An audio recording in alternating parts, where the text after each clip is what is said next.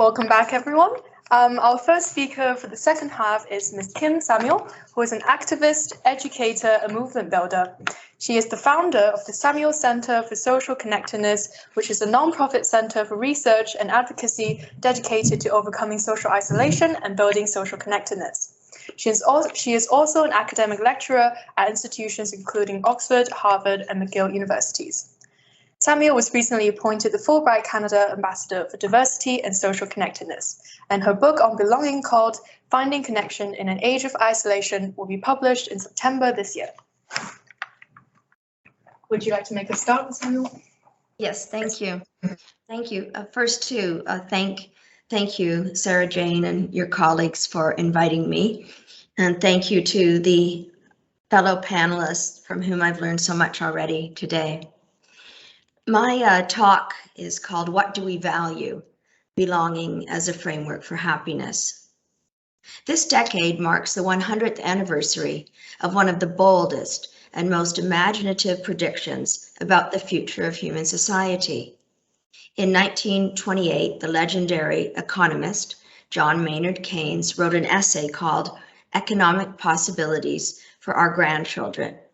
In it, he predicted that by the year 2028, economic growth and technological advances would mean that no one in the industrialized world would have to work more than 3 hours a day to earn a living.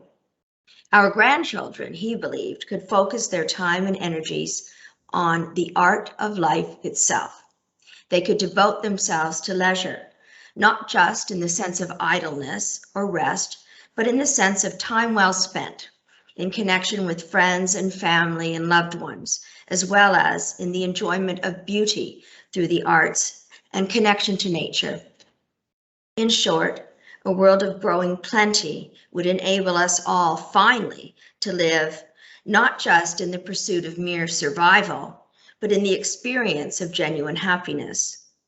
There are still 6 years left on the clock, but I think you'll probably agree with me that his prediction is quite unlikely to come true. Yes, gross domestic product is about 40 times what it was in the time that Keynes was writing.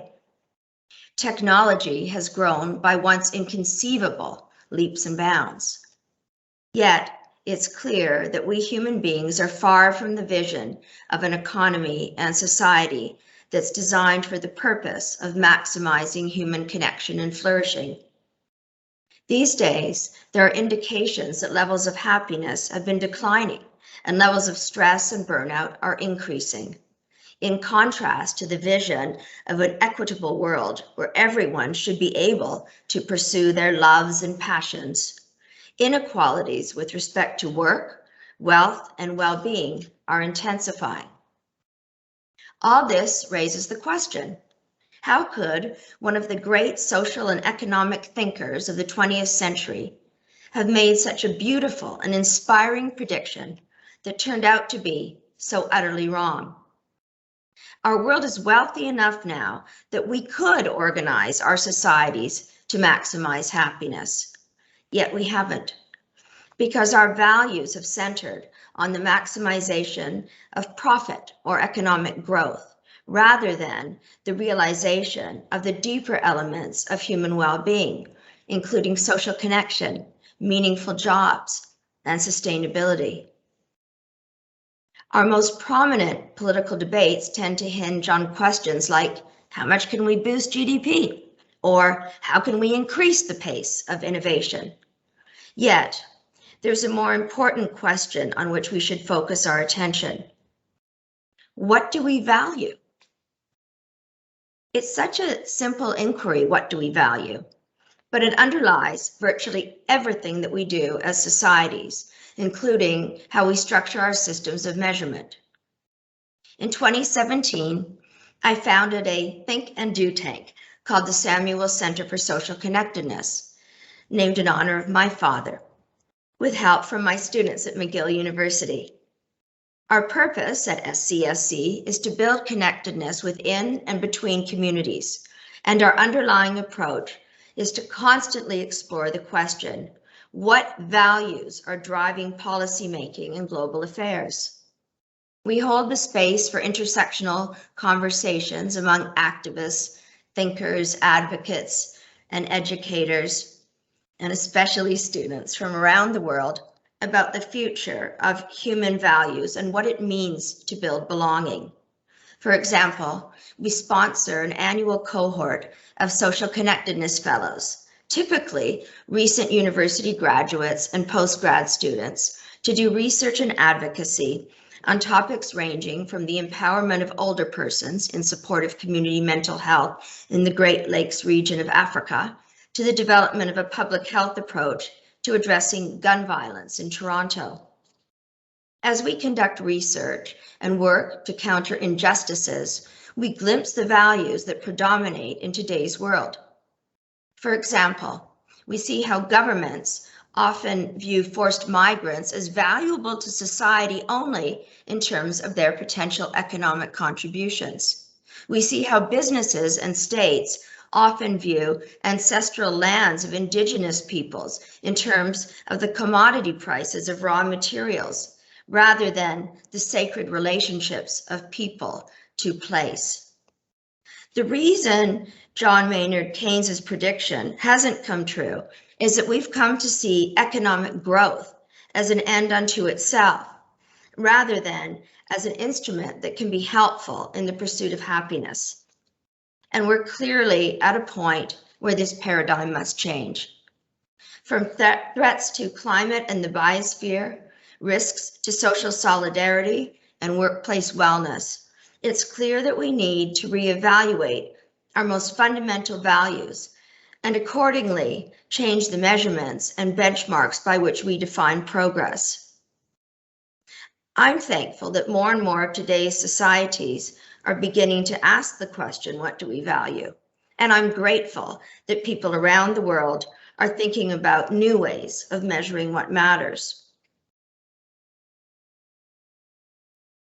For example, I'm pleased that in my country, Canada, we've seen pioneers in the development of new indicators of progress that look beyond GDP, including John Helliwell, here with us today, who has led the development of the World Happiness Report. Two Canadian scholars, Lars Osberg and Andrew Sharp, developed an index of economic well-being that has become an inspiration for efforts around the world. And Nova Scotia-based nonprofit GPI Atlantic has created new local economic measures and contributed to the development of groundbreaking national measurement prototypes. Yet Canada and most of the world still has a tremendous amount to learn from Bhutan, the first country to reorganize its systems of national economic measurement around well-being and happiness. In the early 1970s, the fourth king of Bhutan made the case that GDP alone could never orient a government toward the pursuit of genuine human thriving. And he set in motion a process of developing new tools of measurement to replace standard indicators. What's crucial to note about Bhutan's approach is that it's not simply a new technical innovation. It's rooted in values. It's part of a lineage of ethical ideas that spans centuries. In developing the idea of gross national happiness, the Bhutanese government drew on the nation's legal code of 1629, which states, if the government cannot create happiness for its people, then there is no purpose for government to exist. While Bhutan's approach to measuring happiness is uniquely rooted in the culture and traditions of Bhutan, we can still all ask ourselves, what would it mean to build new measures and benchmarks for countries around the world and for the institutions of global governance? What would it take in practice to bring new innovations in the measurement of well-being to scale and prominence on a global basis? Some of the challenges we have to tackle are technical, yet the biggest challenges pertain to our values. If we are to shift our values from the maximization of profit to maximization of human flourishing, then we need a new narrative about progress. If the orienting principle isn't economic growth, then what is it? For the last 20 years, I've been thinking about this question in various ways. I've been contemplating the underlying values we need to enshrine in order to create a society that facilitates space and priority regarding happiness. About a decade ago, this exploration took me to where we are now, University of Oxford. I became a visiting scholar at the Oxford Poverty and Human Development Initiative, OFI, working with a group of development economists exploring questions of measurement and values as they pertain to a key barrier to human well-being, poverty. While traditionally, most governments and economists define poverty by income, poor people themselves tend to think about poverty in broader terms, including factors like the lack of education, health, housing, employment, personal security, and others. There's no one factor that is able to capture all the elements of poverty, which is to say that poverty is a multidimensional concept. In my research on multidimensional poverty, I've explored how social isolation is an overlooked aspect of what it means to be poor. I look at correlated factors like shame and stigma in the felt human experience of poverty, focusing on social connectedness as a missing dimension of multidimensional poverty. The more I study and research this issue, the more conviction I feel about the challenge of isolation as a core barrier to human well-being. But before I encountered this idea as an academic proposition at Oxford, I felt it as an intuition in my own life.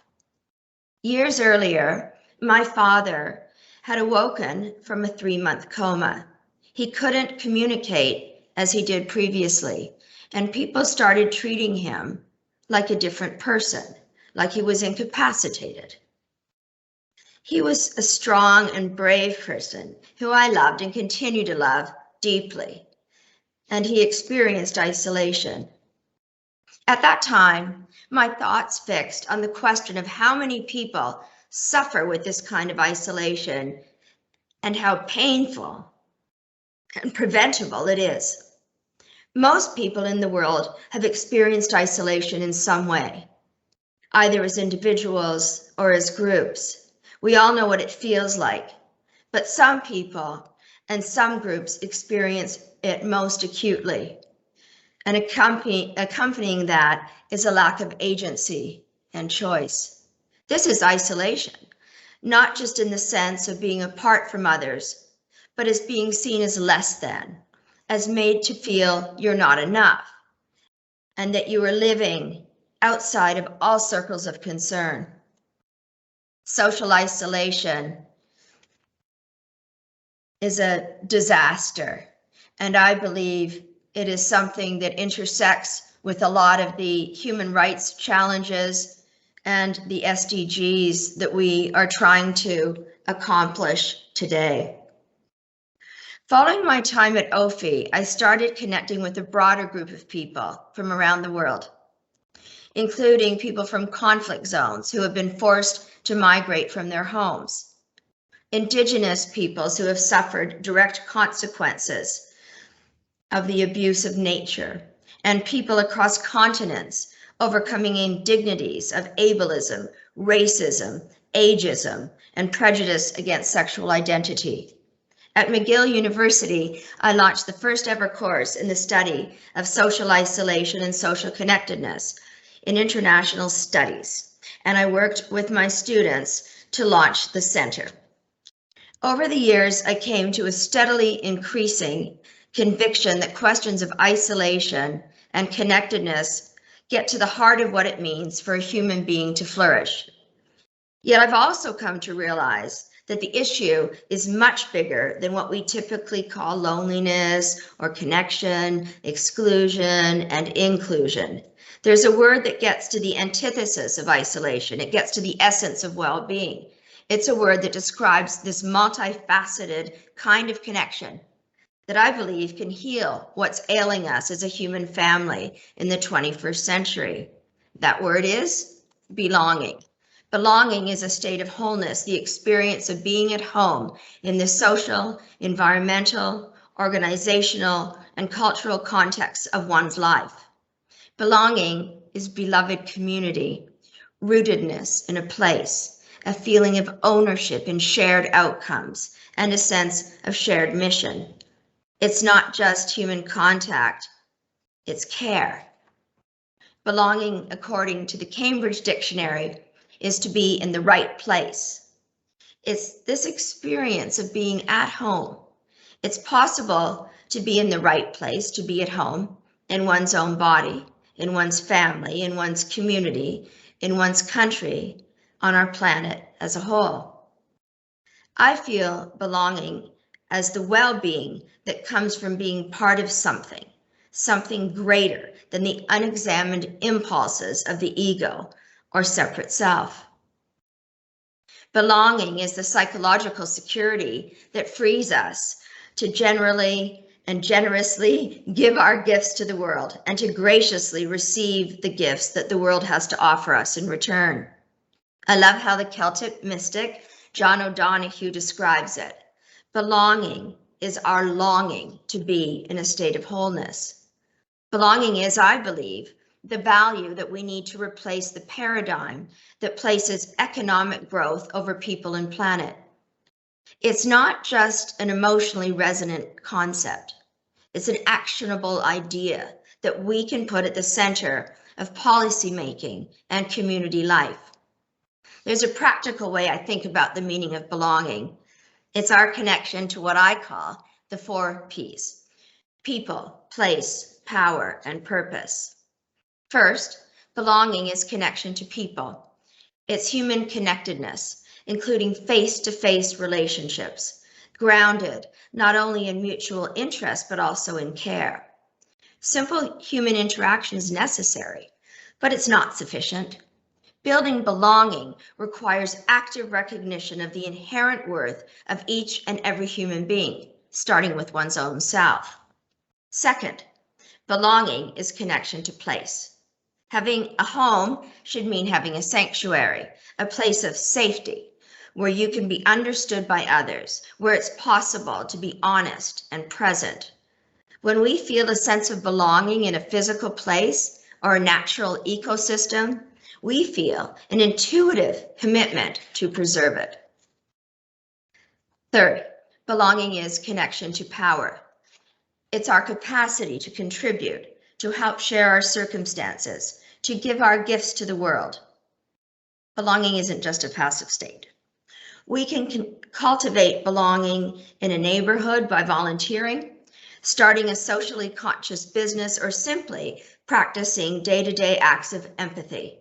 We can grow our belonging within society by helping to steer its course and shape its culture, whether by creating art or sharing ideas or participating in the political process, or by making space for those who should be at the center of that process to be there.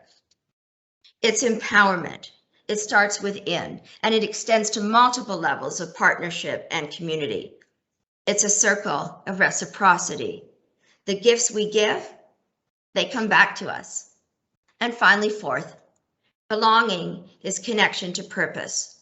For a person to have the rich experience of being in the right place, it's naturally important to have a sense of our context, a perspective on why we're here, where we should be headed, and what's right and good. This doesn't necessarily need to be about religion as we have traditionally defined it. It simply means being together, knowing that we all need a vital sense of why. A person can find belonging by encountering a calling, an ethical orientation that drives empathy and connection. I know we're so far from this reality in our world today, but I believe that we can't imagine something better, then it's impossible that we will achieve it. And I think we've left imagination along the way too. When I think about all the defining issues of the 21st century, environmental degradation, violent conflict within and between states, mental illness, economic alienation, the shortage of shared purpose, and the decline of rich community life, I think of how all of those pertain to our experience of belonging. Watching the horror of what is happening in the Ukraine, as I speak, as we all speak today, I question how it is that we can't seem to do much more than hope that sanctions will spare lives or bring 1 million new refugees home, or that well-being, let alone basic safety, will be accomplished by sitting on the sidelines cheering on the brave people of the Ukraine, or by turning Russian expats around the world into pariah. Honoring the value of belonging must mean more than this. As you all know so well, the problems of this era are so painfully real. There are more forced migrants fleeing their homes today than any time since World War II. Our environment is in an unmatched state of vulnerability. Young people around the world are facing unprecedented levels of depression and anxiety. Indeed, there's a veritable epidemic of loneliness in societies around the world. According to the most recent Gallup study of approximately 151,000 people in more than 140 countries, negative emotions, including worry, anger, sadness, and stress, are now at their highest recorded levels. Existing gender and racial disparities have worsened during the COVID-19 pandemic. In the US, as a result of COVID, a quarter of women considered cutting their hours or leaving their jobs altogether.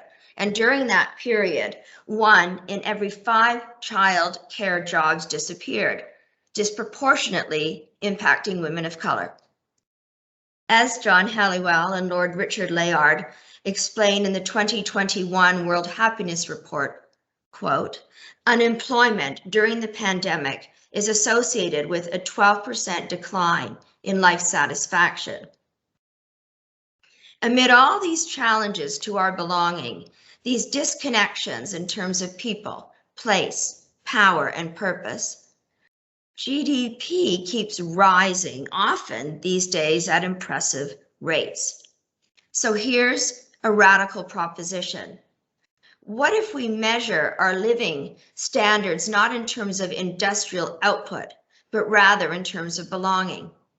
Imagine if we measured our society's progress as our shared well-being and resilience. There is an extraordinary range of tools and strategies for measuring human welfare. While questions of statistics and mathematical calculation rarely capture the public imagination, I believe we need a movement to start reimagining GDP, humanity's headline indicator of progress, as a dashboard or a composite of indicators that reflects how we're really, truly faring, solving the challenges of the 21st century and realizing a human future like the one John Maynard Keynes predicted, for people and for planet, will require a paradigm shift. It will require what the Reverend Martin Luther King called a revolution in values. This revolution means a range of practical policy reforms, programs, indicators, and innovations. And yet, the start of this revolution is reflection and imagination. It starts with a forward question that might sound utterly simple, but is essential to shaping our future. what do we value? Thank you very much.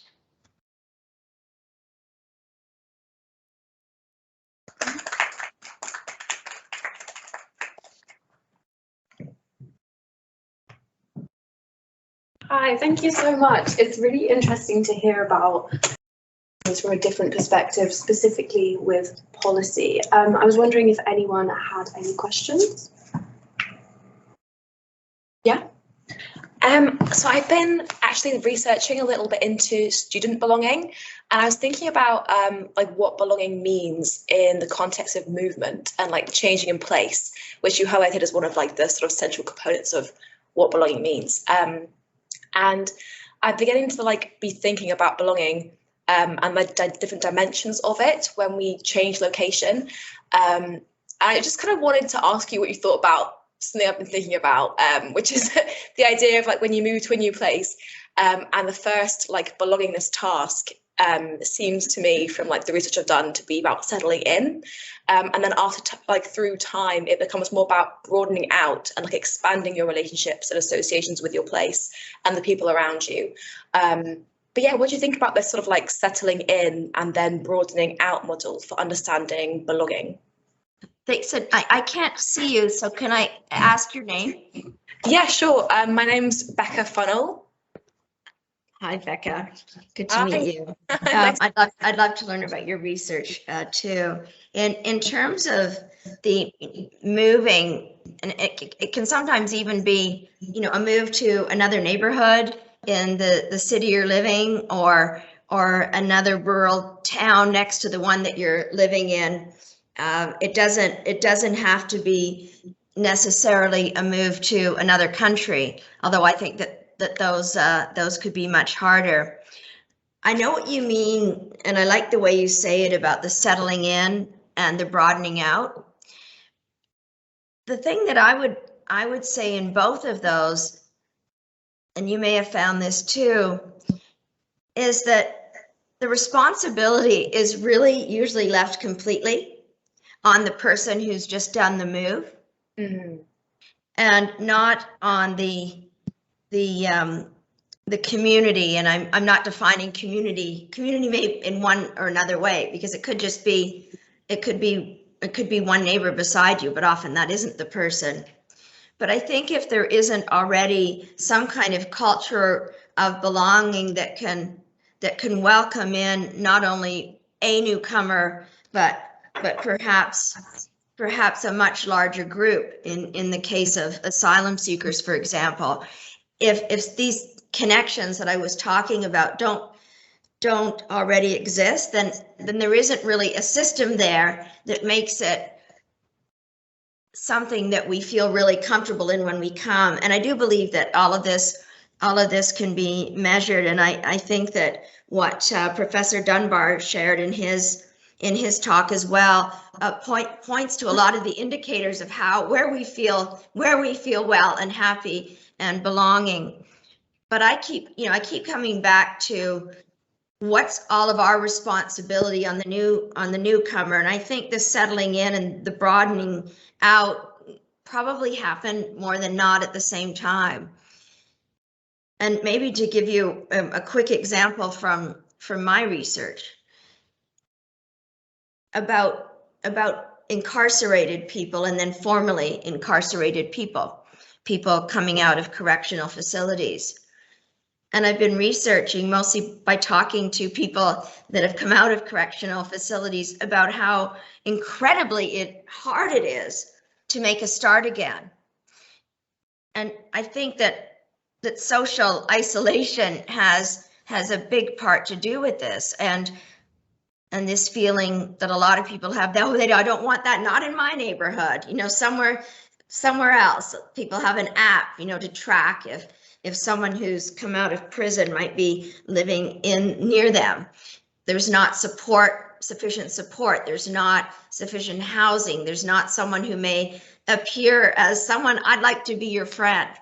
And then quite often, for any number of reasons, but I feel this may be one of them, too early to tell, they may find that reoffending and being back in some kind of community may be better than not being in one at all. And in my book, I have a story about someone called Joey, and he had been in 3 times in prison. The 3rd time he went in, intentionally choosing what kind of crime to commit and in what area to commit it, so that he would go to the correctional facility that he felt would be the only one and the only way, on the whether inside or outside, that he could turn his life around. And that's quite a damning statement, isn't it, on what it means to be there for others, and what inclusion means, and our responsibility not only to our own well-being but to that of others. So just to say, I would like to see more research done on the circle that should be around people settling in and broadening out, and I think that would contribute to a lot of good reciprocity. Thanks. Thank you for the question. Yeah, I think that's like such important research to be doing. I'm definitely gonna have to read some more about that of your work. And yeah, interestingly, like the stuff I've been looking at is about the institutional support that is there for students, and particularly like student support networks, and like a particular form called the college family, which we have in different colleges here. But yeah, I've definitely found that echoed in my research, that people want more support in settling in and broadening out. And we don't want to be doing it by ourselves because it's really hard. But yeah, thanks for your reply. Well, thanks to you. I think we have a question from someone on the call. If you'd like to speak up now, that's okay. Is that a hand from David Gellner? Hi, sorry, yes, just trying to unmute myself. Thank you, that was really, really interesting. And actually this question does in a way follow from what you've just said in answer to the first question. My apologies, by the way, to the organisers for missing the first half of this, and to the speakers. One of the problems with using Bhutan as the poster child, I mean, I agree with everything you said, but except for the bit about Bhutan, because Bhutan is built on the ethnic cleansing of over 100,000 Lhotshampas who'd been living there for generations, and also on a political system that tortured some of the Lhotshampas' leaders, and that severely restricts freedom of speech for those who remain in the country. So Bhutan has done a brilliant job of PR at persuading people around the world that it is a nice cuddly place, but it really isn't. And so, I mean, that leads directly into what you said about the ex-prisoner.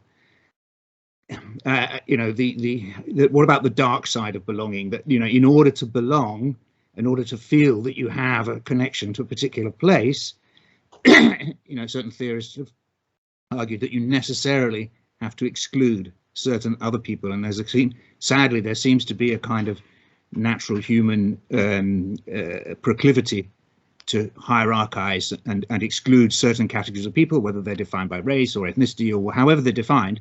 People seem to have this deep need to rank, other human beings. And there've been lots of complaints just now about, obviously what's happening in Ukraine is dreadful, and obviously we, really admire and sympathize and want to do anything we can to help the Ukrainians. But an awful lot of Syrians and Yemenis have been saying, hang on a minute, what about us? Nobody complained, or at least, some people did complain, but it wasn't the kind of action that we're seeing now to sanction Putin when he was destroying Syrian cities and killing Syrian children.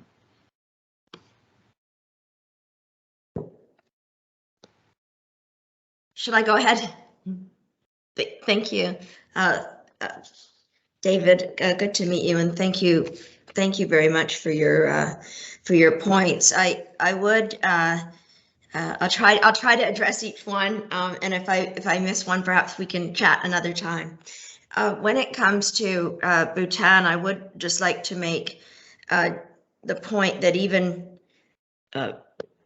with talking about the GNH, for example, I was not trying to paint a sweet, lovely children's book portrait what I was trying to do is to show the way measures can be done and how they can be tied to examined values. But I also want to say, and it sounds that you may have studied Bhutan a great deal, but to say that we know that today Bhutan has a lot of problems too, including the what I spoke about in terms of students and young people around the world feeling very isolated and very lonely. So I perhaps topic of a longer conversation, but to say that I still have I still stand by the GNH as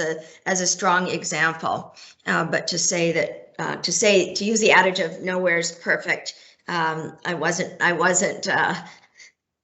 trying to say that anywhere was perfect by a long shot. Now, I wonder, this may be in reverse order because it's the way I've scribbled on this piece of paper. When you mentioned about people in the Ukraine, but let's talk about Yemen, let's talk about Syria.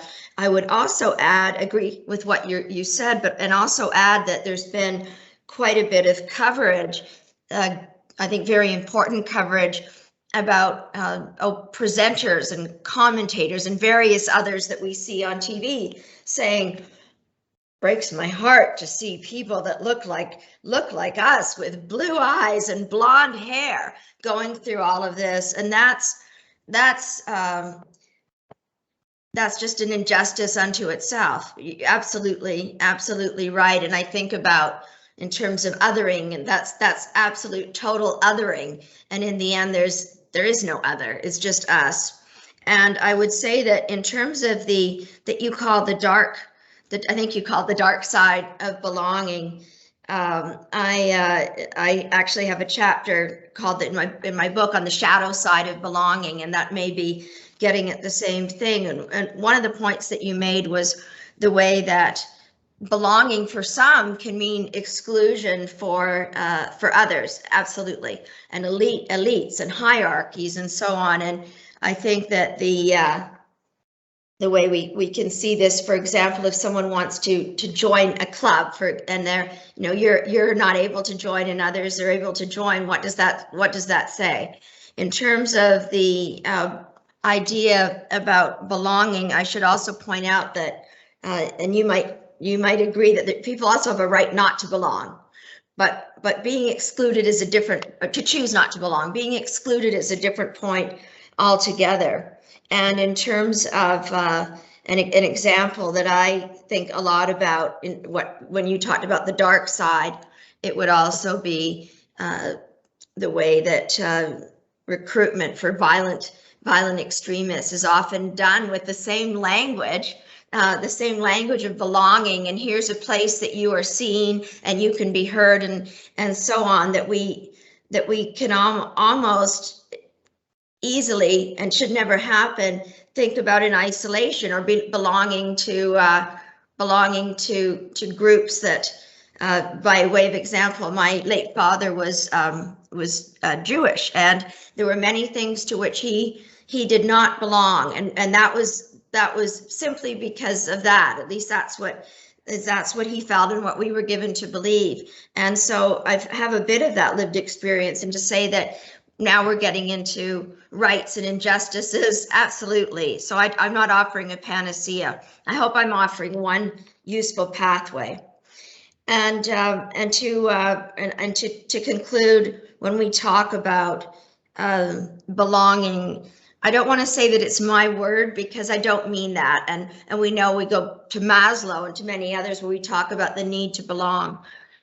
What I'm offering up is a framing, but I believe it's also consistent with the work of John Helliwell, who's here, and others about well-being. It's the work of many economists, philosophers, psychologists, sociologists around the world, whether it's about inclusion and exclusion and so on. And my framing is that way. But to say that for any of these imagination ways of the future of looking at things. We are so far from there.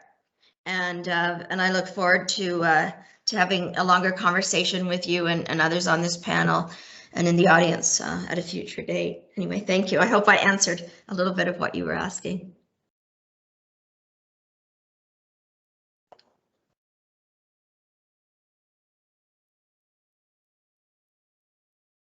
Thank you very much. I just want to say, like, I also found it quite interesting how, like, your talk on belonging kind of linked with Professor Dunbar's talk on, like, the 7 pillars of friendship, and how, like, they were all, like, finding what we share with people. So, like, our educational background, even music taste and everything, and how, like, we really feel a sense of belonging with people that we're similar with. I think that creates a problem in terms of, you know, like, belonging in terms of human community as a whole, and how, like, we can foster that kind of connectedness even with cultural and differences in terms of other backgrounds. Yeah. Can I just comment on that, Sarah Jane? Yes. Is that, yeah, I know, that really, both the previous speakers made me think about how all of this is connected in some way. This thing of seeing, you know, traits, or I love things like musical interests, but then when I think about now, you know, coming back to David's question about the dark side, you know, when we see this term, you know, people like us. For me, I spend part of each year in the UK, and I'm a Canadian, often been confronted with, you know, you're not one of us, and that's not a great feeling. But I also want to stress that for me, it does come back down to what do we value, because if the things that we look at that we have in common, for example, are people that are that are white, and these comments of, you know, like us, that are going through these atrocities, and don't include all people going through atrocities and everyone's birthright of belonging, you know, then I think we're really missing out on what we can be learning from Professor Dunbar, and indeed what was implicit in your comments just now. Thank you. I think, thank you so much for staying on. Sorry. Oh, yes, sorry, question. Yes. Yeah, sorry. This is sort of following on from everything that's been said and looking sort of at future directions. Am I audible? Sorry. Yes. Yeah, okay, great. So I think, you know, I agreed with what you said in the sense that that putting the notion of belonging at the center of measures of progress and stuff is the ultimate goal, but is quite a distant reality at the minute. But then, you know, in practice, how do you think we factor in contradictions of class or citizenship or race or caste or ethnicity? Because, for example, I'm ethnically Indian, but I'm a British citizen, but I currently live in India. And, you know, there are lots of contradictions that emerge there, and in some ways it feels like belonging to one group or place or ideology means not belonging to another, which, like Professor Gellner and you yourself said, is the dark side to belonging. So in essence, how do you see us reconciling a plurality of belongings and identities, especially in policy? Thank you. And what's your name? My name's Van. That's my name. Hi, Anne. Thank you. Thank you very much. You know, I'm going to sum up my, one is you may be running short of time, but also I can sum up my answer and then just explain a bit. I can sum it up in a line from Walt Whitman, "Song of My Life," and also depicted in a lot of music through the ages. And he wrote, "I am large, I contain multitudes." And I think that that's really important to understand, that we are allowed as many identities as we choose to have. And that if we want to understand each other or know something about somebody, ask them to tell you who they are. and then believe them. And that the plurality to me is the joy of it all and not a contradiction. But gosh, it's really complicated to live in that way today when, for example, we go to, for me anyway, now still mostly virtual, to a meeting, and you go around a table and say, my name is, and then you say another sentence or two that begins with I am. And so you may say, I am a professor at this university, or you may say, I am from this country. It'll be something like that, but we won't really get a lot to know about who that person is. And so I think even the narratives that we give each other need to be expanded. And I'm very much for plurality, and I'm very much for people feeling happy. They need to be able to show up in their community as who they are and be accepted for that. Yeah, no, I think that makes sense. Thank you. I think it was sort of like how, of course, that difference is what should be celebrated in some ways. But then when it comes to policy, if that is to become the metric by which we assess progress and development, then do you think it becomes important to have some means of reconciling all of Yeah, those? yeah. Well, I think that. Oh, I'm sorry. Say the last part again. It's hard when you can't do the. Sorry, no, I was just saying, of course, I do think that, the diversity of identities and stuff is important and should be celebrated. But if it is to become a metric by which we assess progress, or, if we do ideally want it to replace sort of economic measures of development, do you personally think it's important then to reconcile all those different belongings in some way? Yeah, I think that it's important to accept all those belongings, but I also feel that the challenge in policy, and really the challenge in most any organization, is not the metric. Well, it is the metric actually, but it's also what are the weights? What is the weighting within a measure? So it's one thing if you picture a government, it has all these different ministries. They're not always equally weighted when it comes to policy. Some things can be seen as critical, such as economic growth, and some things may be seen as really important, but maybe in terms of social policy, not always what gets addressed, supported, funded, and for example, policies that affect older people would be a great example there. So I would say that I need a lot of continued help and insight from policy makers and those who are really focused on data-driven policy outcomes, in order to do this in a way that the variables can be weighted, or we pay attention to how they're weighted, and who will they serve. And I know that may sound like a slightly off-center answer to your question, but I actually feel that these structures are just as important, and what assumptions we make into even how we research, and who the research is for as well. Yeah, that was really insightful. I think the idea of the weighting and the weightage of things and the priorities is really interesting to think about. Thank you. Thank you very much, Ms. Samuel. I think we'll finally move on to Professor John Helliwell. Thank you so much for staying with us so long on this call from early morning to, I guess it will be, what time is it in Vancouver? Well, Hornby Island. And it's now 8:30 in the morning, and you saw me initially with the full dark behind me, and now you've got the sun shining on what is a magnificent herring spawn going on just outside the window. Yes, thank you so much for staying with us for so long. Are you happy with me introducing you briefly? Sure. Yeah, sorry, let me just pause the recording.